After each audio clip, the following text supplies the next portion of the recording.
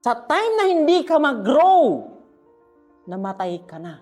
Kung gusto mong ingatan mo yung buhay mo, isa lang ang pinakamagandang ibigay na regalo sa buhay na to, kundi i-improve yung sarili ninyo. May mga tao sa atin na kahit papano namatay sila ng 14, 15, 16, 25, pero nilibing yung katawan nila by the age of 60 or 70.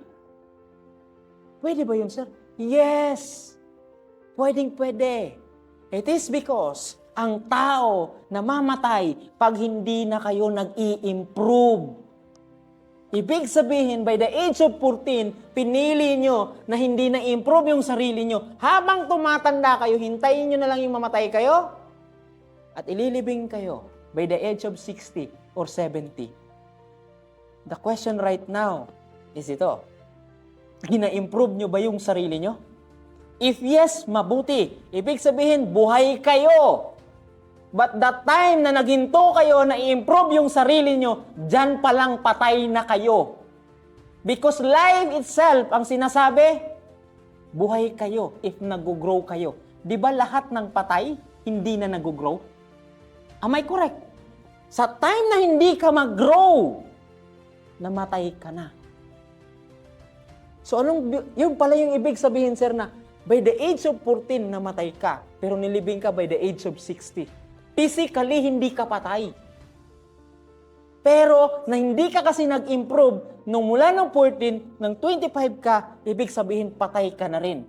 Hindi literally nga wala ka ng buhay, it's just that life is all about growth, improvements. The time na hindi kayo mag-i-improve, patay na kayo. Kasi tingnan mo, di ba walang buhay, hindi na nag-i-improve? Yung remote, pagkagawa niya, remote na yan. Am I correct?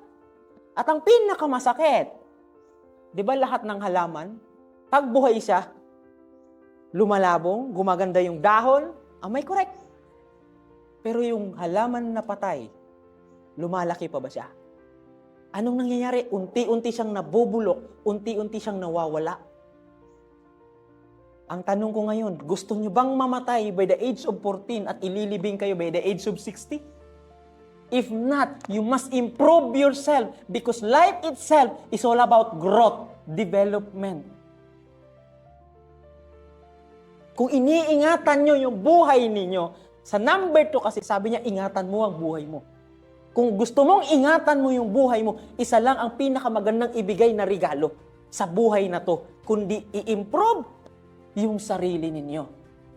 But if you want na mamatay kayo by the age of 15, sa edad nyo ngayon, at ililibing kayo by the age of 60, wala namang problema. Psst. Pero walang halaman na namatay, nagkaroon ng bunga. Mayroon bang halaman na namatay na, pero nagkaroon ng bunga? Wala. So it means if you're not going to improve yourself, if you're not going to change yourself para sa maganda, malabong magkakaroon kayo ng bunga.